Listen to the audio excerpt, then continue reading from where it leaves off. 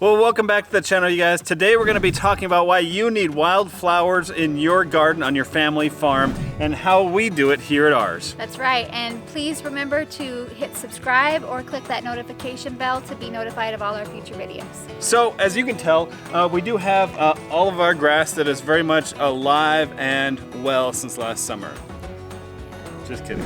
It is all dead, every single bit of it. But what we do want to do instead of that grass, since it all died, is we're going to make a wildflower garden in our yard here. And we wanted to talk about why we're doing it and why you should have wildflowers as well in your garden. So number one, obviously wildflowers are beautiful. Like Scott said, we're going to take part of the grassy area, not the whole thing, but a good chunk of it, and we're starting on this side.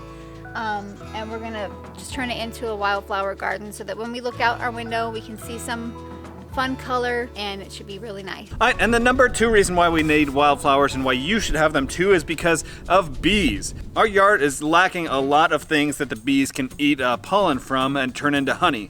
There are random stuff around here, but we do have to supplement with a lot of sugar water, especially over the winter time and even last summer.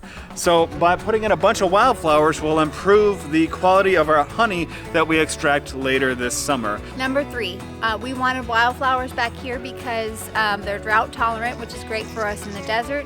It means they don't need as much water. We don't deplete as much water from our well and our reserve tank, and so that works out really well. Yep, that is a huge factor for living out here because of where we're at and the geography of the well and everything. We don't have that much water to begin with, so something that doesn't use as much water is a definite plus for us here. So a couple of things that you really need to know before you start planting wildflowers in your garden is that some of the wildflowers you're going to get in these mixes are perennials and some are not. So some are going to come back automatically every year and some you'll have to replant. Over time though, you shouldn't have that issue, and if you should just build up all of your perennials and have to add ones in that you want that year. Yeah, and the last point is something I'm continuing to learn about is that you want to get native plants that grow local to your area, and that can be different even just from maybe even a matter of just a few miles or so. Our wildflower mix, it has some natives and some not. So we knew that going in. Also, some of them, if you get those mixes, some of them have to go in the ground and have a chance to freeze before they can germinate and be ready in the spring, which I didn't know about either. So it's all something we were learning about as we go on our journey, and there's so much to know. So to get started here, what we did is we ended up pulling up all of the old grass, at least in this section, and then I tilled up the ground. And then we've been watering it every day since then. It's been, what, about a week? Yeah. And then what we did earlier today is, well, my wife, I did one load, took a lot of the old straw and goat droppings from the goat pens and actually just kind of dusted it along the top of the ground. And then what we're gonna do is take our tractor and go through this area again and till up the ground to get it all turned together. The tiller for a tractor that works amazing gets about 3-4 inches in the ground, so we'll make sure everything is nice and turned up.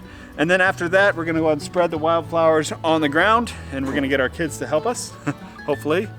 Fingers crossed they're good. And then we're going to use a rake. This is a controversial topic that we have discussed here even between the two of us. But with the wildflowers, really wildflowers are designed that you can just put them on the ground and they will blossom and bloom. In this case, the wind is actually pretty strong up here. And so when I've done my research for this, it's actually best if you just take a large garden rake and just rake the seeds in, and it'll kind of help cover them up. And then we'll just water them every day, and hopefully in about a week we have some wildflowers coming up. So let's get started.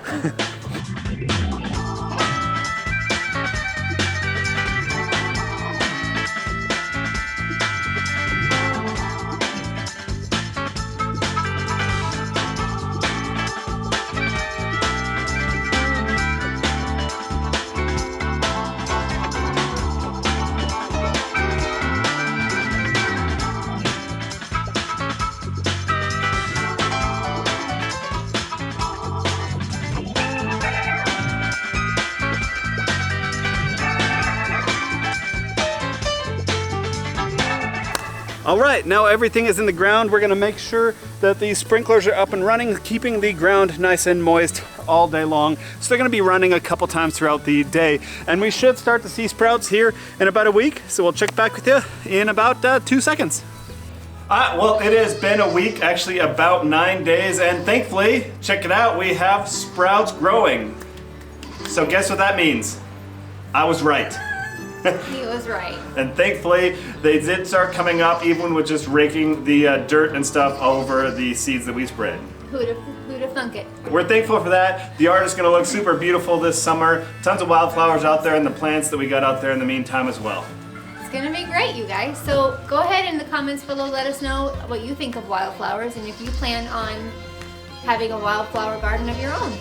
And don't forget to click subscribe, and we'll see you back here next time. Thanks, guys. Bye.